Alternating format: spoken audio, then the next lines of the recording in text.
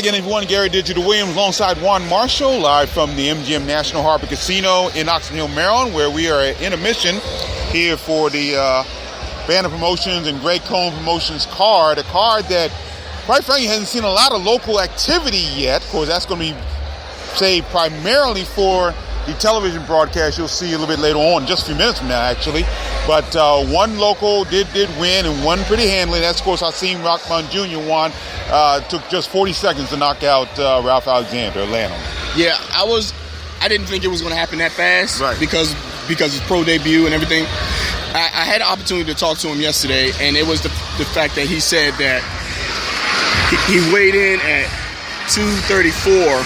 He weighed in 234 for a reason. Right. Because he came out the weigh-in saying he was hungry. Right. And I was like, well, as a heavyweight, you don't have to lose any weight. Right. He said, well, basically, I wanted to do it for my pro debut because my dad weighed in at 234. That's true. I see. So that was the only reason that he wanted to make at least cut that weight so he could get to 234. Right. For his dad, and that's what he did, and he topped it off with a 40-second, first round knockout. Yeah, Ralph Alexander really had no chance being involved in that bout. He was overwhelmed really from the get-go. So Hakeem Rockman makes his pro debut, a successful one. Ralph Alexander does not. We saw some interesting bouts here tonight. Of course, we had over to our left, there are reporters around two 19-year-olds, and I think you're going to hear a lot about both of them, especially Ruben Villa out of California. He's out of Salinas, California. He put on a great show against Luis Diaz of San Juan, Puerto Rico, who was a very tough super featherweight in his own right. Villa knocked him out in the 6th round, but it was a very, very good performance. Ruben Villa, who actually lost in the Olympic trials to Shakira Stevenson and is a 2-time National Golden Glove champion. Yeah, and with the history and background like that, sometimes that's his performance. That's what you were expecting to see. And the first thing, I missed the opening round, but when I came back to the table, I was watching him and I was saying I was curious about his amateur background, and now you updated me on it, and now I see why this bout happened the way it did. Yeah. And Diaz was a one-punch guy. He wanted to throw one punch, and it wasn't successful. Exactly.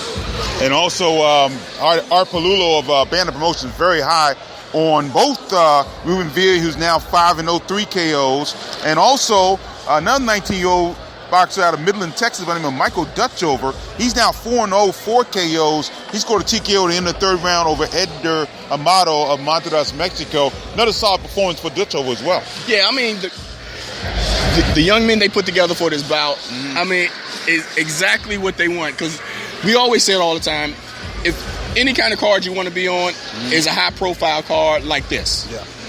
And that's how guys, these promoters are pushing these fighters now. If you're not televised, we're going to make you aware of how it feels like to be a part of the card like this. And that's what they're doing. They prepping these guys for bigger fights. Yeah, no question about it. So great performance for Dutcho. He's 4-0, 4 KO. And we saw a barroom brawl here take place in the heavyweight division between Joey DeVaco of Philadelphia and Rodney Hernandez out of Modesto, California. That will not go into the Marcus of Queensberry rules for defense. That had no defense whatsoever in that bout. Those guys just took turns just throwing shots at each other. And actually the bout went to a draw, split decision draw.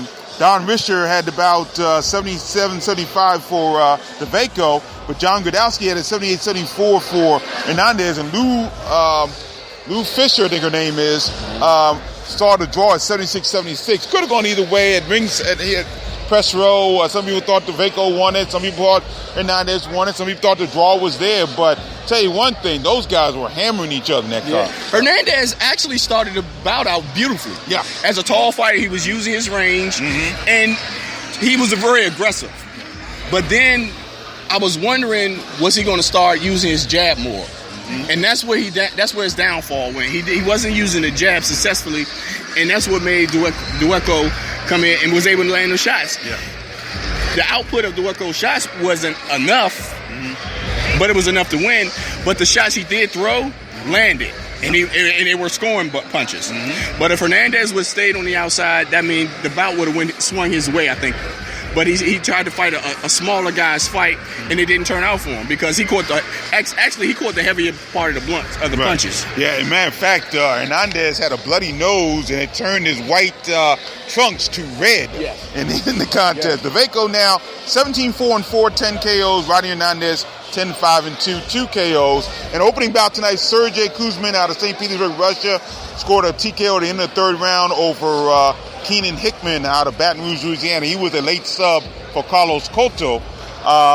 Looked like Hickman might have hurt his shoulder at some point during the bout, and by the time the third round ended, he could not continue the bout, and that was that. So Sergey Kuzmin actually is 10-0, 6 KO. I think they count his one appearance in the World Series of Boxing in this particular one here. We haven't been listed 10-1. We haven't listed at 10-0 with 10-1. Well, actually, that's his fight facts. I'm not sure we go with that. So regular one would be 10-0, 7 KOs, whereas Hickman now is 5-2-1 with 2 KOs. Now, there's one bout that was scheduled for the undercard. The undercard got off a little bit late tonight, so the one bout in the undercard that has not taken place, I've heard may take place after the televised contest tonight. That's Travis Reeves taking on Tennille Goyko. That's about that I want to see, definitely. And it looks like it may take place after the telecast here tonight. Now, as far as the crowd's concerned, we didn't expect to be as good a crowd as we had coming in for Lomachenko Sosa. But I am pleased with what I'm seeing tonight because we do have a lot of people in the upper deck here at the National Harbor on the third level, and it's a good crowd and a good enthusiastic crowd here tonight. And also a large Baltimore crowd. Yes. Oh yeah. That's the key because a lot of Baltimore fighters. Right. And that's the key for this venue tonight and this area tonight to show Baltimore fans support each other. And I would like to see some local fans that's not from Baltimore that come to the Keystone cars and the other cars to show up. But like you said, for all our crowd, this is pretty good. Yeah, and then some local boxers are here. I've seen Dominic Wade. I've seen Antoine Douglas. An amateur boxer who's going to turn pro a little bit later on, Malik Dagout. Mike Fox, Montez Fox are here. I see Phil Jackson, he's here. Yeah. And of course, we saw Gary Russell and Antoine Russell. Antoine Russell. Here. Of course, Gary will be here fighting here May 20th here at the MGM National Harbor Casino. And we can confirm this, by the way. I talked about this on a podcast this week about the possibility of Gervonta Davis fighting in the afternoon and from London, and Gary Russell fighting here in the evening, and Showtime showing both bouts. Well, we got it straight from the executive producer of Showtime's boxing telecast, Gordon Hall, who said that both bouts will be shown on Showtime that day.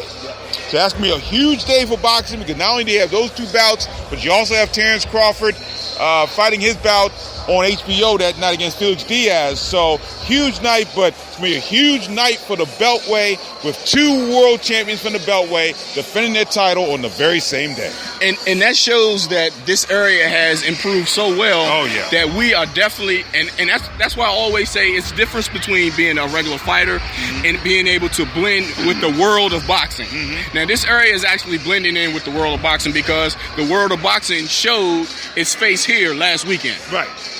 And we have people coming from where Lomachenko's country. They flew all the way in just to come to this venue just to see him fight. Yeah. So that means Washington, D.C., Maryland, and Virginia is on the map, definitely on the map, in 2017 as one of the spots to be for boxing. But this is definitely a world-class facility here at the MGM National Harbor, and it's going to be a marquee facility not only for us in the area, but around the country and around the world, no question about that. So the Reeves-Goyko fight, Travis Reeves, Tennille Goyko, that's the bout we're referring to. That bout right now, as we have been told, is scheduled to take place after the televised portion of the night, and we'll come back following that bout with our post-fight wrap-up show. So enjoy the broadcast. Will be starting in just a few moments on Showtime. Hope you enjoy it, and you can. I'm on Facebook, on Twitter, Digital25, Juan Marshall on Facebook, Facebook. I'll be on Instagram. You guys can see stuff. And also Twitter, Pro Am Fight Talk. And definitely everybody knows the Facebook page. Yeah. But Twitter and Instagram, go to @Pro Am Fight Talk. And I'll be posting some things on there. And also trying to stay up on the blog. But if not, you go to Boxing Along the Beltway, and Gary will be posting some things on the blog. You've been blogging throughout the evening, so make sure you stay with us. Ask any questions you need to. Right now, for Juan Marshall, I'm Gary Digital Williams. Enjoy our telecast here from the MGM National Harbor on Showtime. Thanks for staying with us, and we'll come back a little bit later on for the post-fight wrap-up show. Take care, everybody.